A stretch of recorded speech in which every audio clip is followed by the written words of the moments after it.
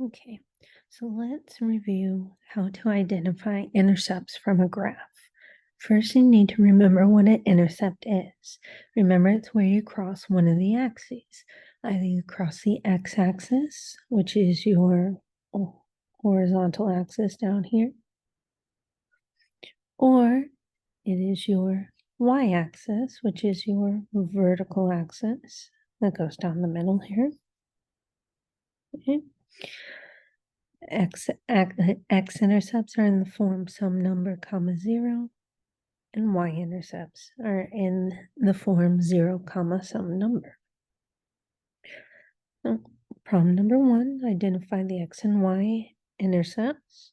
If we scroll along the x-axis, remember x-axis is our horizontal, we see that we are crossing at 2 different places. Okay, these are our x-intercepts. We found them, we need to find the x values for them and then write the ordered pairs. Notice our scale is at 5, so if we go back to 0 and we start counting 1, 2, 3, our rightmost intercept is x equal to 3, which is 3 comma 0.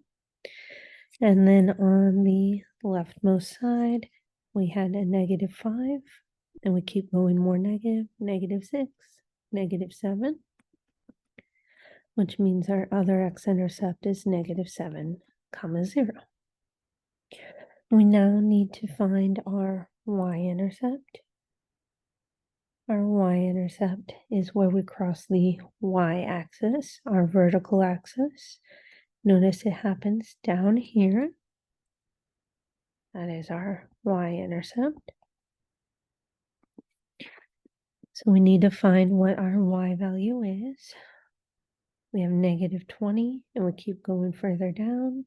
So the next one down right here would be -21, which means that our intercept for our y-axis is 0, -21.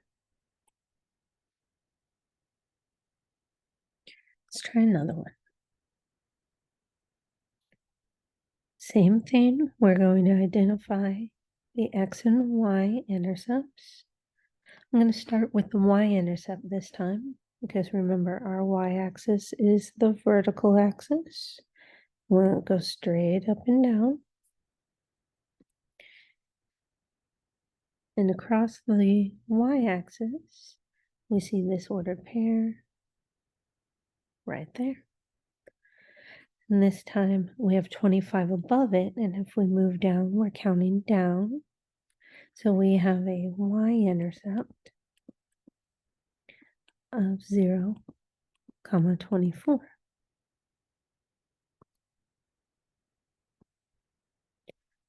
Let's see if we have any x-intercepts. Remember, you are not required to have either an x-intercept or a y-intercept for a graph, but if you have one or both, awesome. If we start on the left side of the x-axis, remember our x-axis is our horizontal axis here, the y equal to 0. Our first x-intercept is hanging out on the left here, and it's 1 square over to the right from -5, which means we have -4. And our ordered pair is -4 comma 0. And the 0 comes from y being 0. We didn't go up or down. We stayed on the axis. The other x-intercept is 1 after 5. So that's 6. And our ordered pair would be 6 comma 0. Our last one,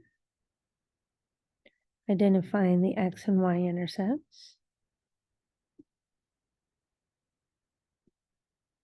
Since our y-intercept is below the x-axis, I'm going to start with the x-intercepts. This time, notice that we have 3 of them. That's okay. You can have 3 x-intercepts. You can actually have more than that, but in this one we have 3. If we start at 0 and count to the left on the squares, we have 1, 2, 3. So our first x-intercept is at -3, which means we have the ordered pair -3, 0. Going to our other point, or our next one, I should say. Starting at 0, count over 1, means that we have an x-intercept of 1, which means we have the ordered pair 1, 0. Next one is 1 step down from 5, or 4 over from 0, which means our x-intercept is 4, and we have the ordered pair 4, 0.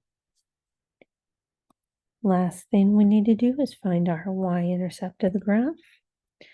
Looking at our y-axis, remember our y-axis is the vertical axis. We're 2 down from -10, we're getting more negative, which means our y-intercept is -12, and that's an ordered pair. It's 0, -12, and the 0 in the x spot is because when we started at the origin, 0, 0, we did not move to the left, we did not move to the right. X stayed at 0.